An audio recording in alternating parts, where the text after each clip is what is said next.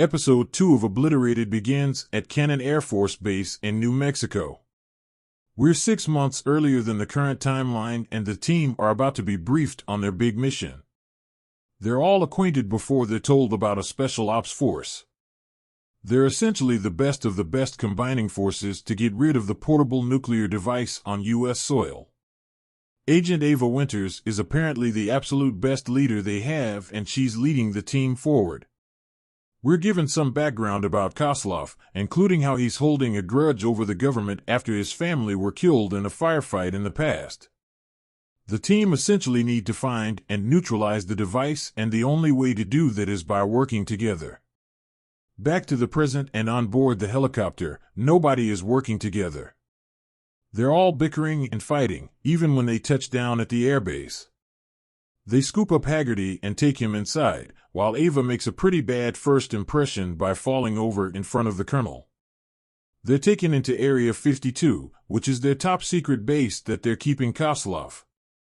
Ava decides to speak to Lana, the woman who was tied to the bed in Kozlov's bedroom last chapter. Ava hopes to get through to her, and they begin talking.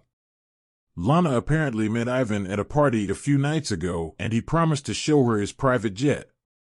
Lana remembers them speaking Russian, which is a start, but Ava is convinced that she knows more than she's letting on, so decides to keep her around. Ava speaks to Kozlov next. He antagonizes her, but Ava takes it on the chin and decides she may be able to get some info out of Chen, the other guy they've arrested. Kozlov is confident that Ava won't get anything, but she leaves the room all the same. When she does, McKnight jumps in and decides to talk about how amazing America is. However, Kozlov has the verbal upper hand, and he certainly knows his stuff. He antagonizes McKnight, getting under his skin and telling him how awful the U.S. actually is. As for Ava, she plays the recording she secretly made with Kozlov for Chen. Within this, he berates Chen and points out how awful he is at his job.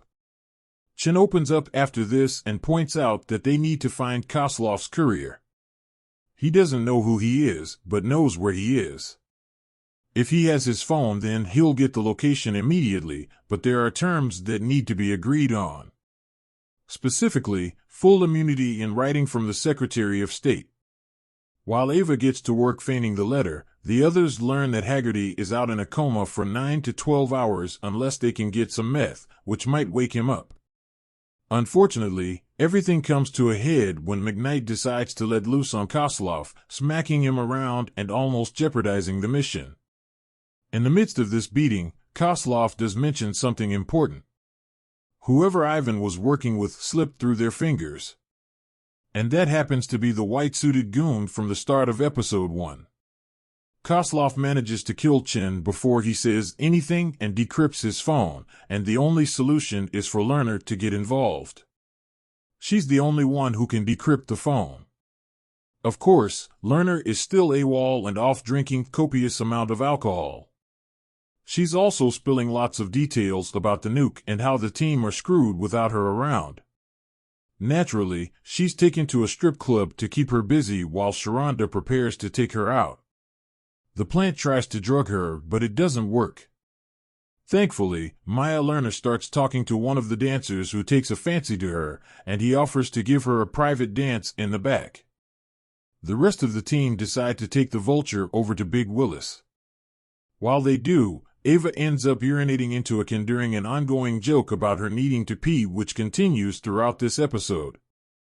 When Ava slips, Haggerty falls over the edge. McKnight jumps down to hold him, and while hanging precariously, Trunks is the one who manages to save them both. Unfortunately, urine goes everywhere. When the Vulture touches down, everyone heads inside the club save for Paul and Lana, who's along for the ride as Ava wants to keep an eye on her. Anyway, Haggerty is brought in and dumped at the exact table Lerner was at, complete with the drug drink Sharonda has left. Thankfully, he doesn't drink it, but they do manage to get him some meth, which should help revive him.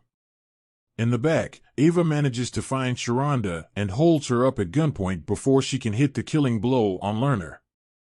Of course, this ends up as one big misunderstanding, and Lerner is stuck in the middle of this. Sharonda ends up slipping away out the back, while the rest of them hijack a party bus to chase after Sharonda. Sharonda gets the jump on them and has the pair in her sights, and almost hits the trigger on her sniper.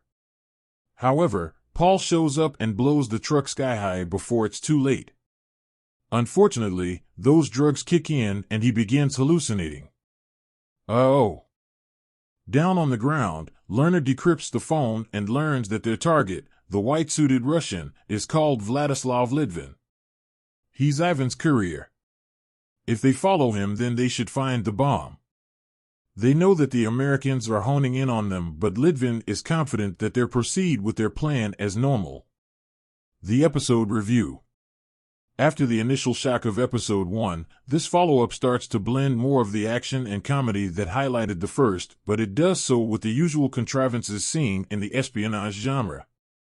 There's nothing particularly outstanding here, and the mix of different comedy styles is going to be hit or miss for some.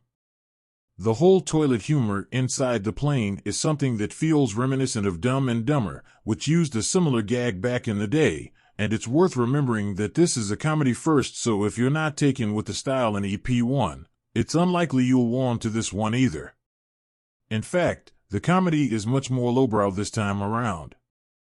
As for the rest of the characters, there's a desire in this show to clearly ramp up the shock value, and this blend of action and comedy is certainly going to be an acquired taste.